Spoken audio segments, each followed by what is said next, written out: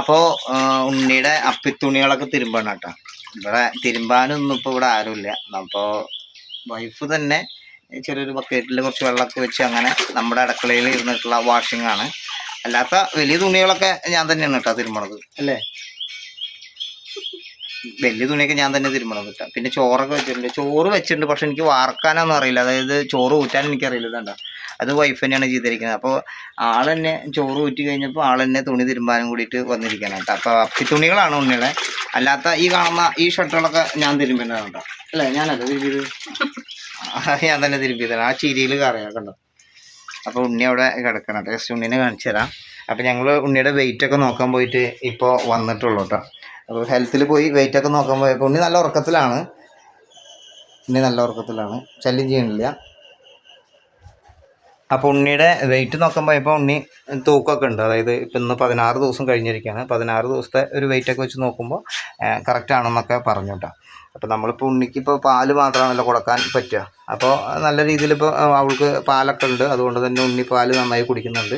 പിന്നെ ശല്യമൊന്നുമില്ല ഉറക്കത്തിൽ. അതായത് ഞങ്ങൾക്ക് ഒരു ഡിസ്റ്റർബായിട്ടുള്ള രീതിയിലുള്ള കരച്ചിലും പിഴിച്ചിലൊന്നുമില്ല. നമ്മുടെ വീട്ടിൽ ആരും ഇല്ലാത്തത് കൊണ്ടായിരിക്കാം ദൈവം നമുക്ക് അങ്ങനെ ഒരു അനുഗ്രഹം തന്നു. അത് മൂത്ത മോള് ദിയയ്ക്കാണെങ്കിലും ദിയനെ പ്രസവിച്ച് കഴിഞ്ഞിട്ടും ദിയ അങ്ങനെ ഒരു ശല്യമൊന്നും ഉണ്ടാക്കിയിട്ടില്ല. കുളിപ്പിക്കുമ്പോഴാണെങ്കിലും എണ്ണയൊക്കെ തേച്ച് കുളിപ്പിക്കുമ്പോഴാണെങ്കിലും അവൾ അങ്ങനെ ഒരു വാശി, അതായത് എൻ്റെ ഓർമ്മയിൽ ഇതുവരെ അവൾ ഉണ്ണിവാവ കരഞ്ഞിട്ടില്ല എന്നുള്ളതാണ്, ദിയ കരഞ്ഞിട്ടില്ല എന്നുള്ളതാണ്. ഇപ്പോൾ അവൾക്ക് 6 വയസ്സ് കഴിഞ്ഞു. ഇപ്പോൾ അവൾ സ്കൂളിൽ പോയിരിക്കുകയാണ്. അപ്പോൾ ഞങ്ങളിപ്പോൾ ഹെൽത്തിൽ പോയി ഉണ്ണിയുടെ വെയിറ്റൊക്കെ നോക്കി. ഇനി ഞങ്ങൾക്ക് മറ്റൊന്ന് പോകണം. അങ്ങനെ ഒരു 1.5 ഇടം കൂടുമ്പോഴാണ്, ഒരു ഡേറ്റ് പ്രകാരമാണ് ഞങ്ങൾ ഉണ്ണിയുടെ വെയിറ്റ് നോക്കാനൊക്കെ പോകണത് കേട്ടോ. അപ്പം നമ്മുടെ വീട്ടിൽ ആരും ഇല്ലാത്തതിൻ്റെ ഒരു കാര്യം വെച്ച് കഴിഞ്ഞാൽ എൻ്റെ അമ്മ മരണപ്പെട്ടിട്ട് ഇപ്പോൾ 12 വർഷമായിരിക്കുകയാണ്. അപ്പോൾ അമ്മയുടെ സ്ഥലത്താണ് ഞാൻ ഈ ചെറിയൊരു വീട് വെച്ച് താമസിക്കുന്നത്. പിന്നെ ഞാൻ ദൃശ്യനെ കല്യാണം കഴിച്ചതിന് ശേഷം ഞങ്ങൾ ഒരുമിച്ച് ഇവിടെ താമസിക്കുന്നു. അപ്പോൾ നമ്മുടെ അച്ഛൻ 2ാമത്തെ ഒരു വിവാഹം കഴിച്ച് അവർ സുഖമായിട്ട് ജീവിക്കുന്നുണ്ട്. അവരിടയ്ക്കിടയ്ക്ക് വരും, ഞങ്ങളുടെ വിശേഷങ്ങളൊക്കെ അന്വേഷിച്ചറിയും. അവർ താമസിക്കുന്നത് ചേലക്കര, അതായത് എൻ്റെ സ്വന്തം നാട് എളനാടാണ്. ചേലക്കര കഴിഞ്ഞിട്ടുള്ള സ്ഥലം തൃശ്ശൂർ ജില്ലയിൽ തന്നെ എളനാട് എന്ന് പറഞ്ഞ സ്ഥലത്താണ് അവർ താമസിക്കുന്നത്. അച്ഛനുണ്ട്, ഇപ്പോഴത്തെ അമ്മ അതായത് ചെറിയമ്മ ആളുണ്ട്, പിന്നെ എൻ്റെ അനുജനുണ്ട്, അനുജൻ്റെ ഭാര്യയൊക്കെ കൂടിയിട്ട് ഇപ്പോൾ അവരവിടെയാണ് താമസിക്കുന്നത് എളനാട്. ഞങ്ങൾ വല്ലപ്പോഴൊക്കെ എന്തെങ്കിലുമൊക്കെ വിശേഷമൊക്കെ ഉണ്ടെങ്കിൽ അങ്ങോട്ട് പോകും, അങ്ങനെ മാത്രം. അപ്പോൾ നമുക്ക് വർക്കും കാര്യങ്ങളും കൂടുതൽ ഞാൻ പറഞ്ഞല്ലോ, എനിക്ക് ഉത്സവ കച്ചവടം കാര്യങ്ങളൊക്കെയാണ്. ഇപ്പോൾ സീസൺ കഴിഞ്ഞിരിക്കുകയാണ്. അതുകൊണ്ട് തന്നെ എനിക്ക് എൻ്റെ വൈഫിൻ്റെ കൂടെ നിൽക്കാനും കുട്ടിയുടെ കാര്യങ്ങൾ നോക്കാനൊക്കെ നമുക്ക് ഇവിടെ ഒരാളായിട്ട് നിൽക്കാൻ, അത്യാവശ്യം കാര്യങ്ങൾക്കൊക്കെ നമുക്കിവിടെ പെരുമാറാനും ഇവരെ ഒരു ഹെൽപ്പ് ചെയ്യാനൊക്കെ എന്നെക്കൊണ്ട് പറ്റുന്ന രീതിയിലൊക്കെ നമ്മൾക്ക് കറികളൊക്കെ വെച്ച് കൊണ്ടുവന്ന് തരുന്നത് അമ്മായി മാമനൊക്കെയാണ്. മാമനും അമ്മായി കുറച്ചപ്പുറത്ത് തന്നെയാണ് താമസിക്കുന്നത്. അപ്പോൾ അമ്മായി അത്ര ഒരു ആരോഗ്യവാരമൊന്നുമല്ല, എന്നാലും കൂടിയിട്ട് അവർ നമുക്ക് പറ്റുന്ന രീതിയിലൊക്കെ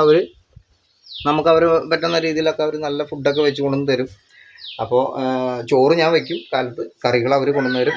അപ്പോൾ അങ്ങനെയൊക്കെ ആയിട്ടുള്ള ഒരു അഡ്ജസ്റ്റിലാണ് ഇപ്പോൾ പോയിക്കൊണ്ടിരിക്കുന്നത്.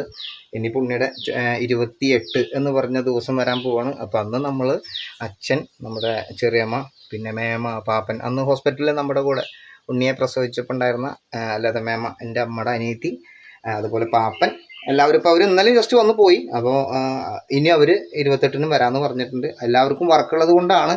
പിന്നെ നമ്മൾ ആരെയും ബുദ്ധിമുട്ടിച്ചിട്ടില്ല എന്നുള്ളതാണ്. എല്ലാവർക്കും ഓരോരോ കാര്യങ്ങളുള്ള ഒരു ടൈമാണ്. പ്രത്യേകിച്ച് മഴക്കാലമാണ്. വർക്കുകൾ സാധാരണ കൂലിപ്പണികളൊക്കെ കുറഞ്ഞിട്ടുള്ള ഒരു സമയമാണ്. പിന്നെ അവർക്ക് ഈ വരവും പോക്കുകളും എന്തെങ്കിലുമൊക്കെ കൊണ്ടുവന്ന് തരാനൊക്കെ ഉള്ള ബുദ്ധിമുട്ടുകൾ ഉണ്ടായിരിക്കും. അതുകൊണ്ട് തന്നെ നമ്മളിപ്പോൾ അവരോടൊന്നും വരാൻ പറഞ്ഞിട്ടില്ല. അതായത് വിശേഷങ്ങൾ പറഞ്ഞെന്ന് മാത്രം. എന്തെങ്കിലുമൊക്കെ മറ്റുള്ള കാര്യങ്ങൾ വരുമ്പോൾ നല്ല ചടങ്ങുകളൊക്കെ ഉണ്ടാകുമ്പോൾ നമ്മൾ തീർച്ചയായിട്ടും അവരൊക്കെ വിളിക്കും.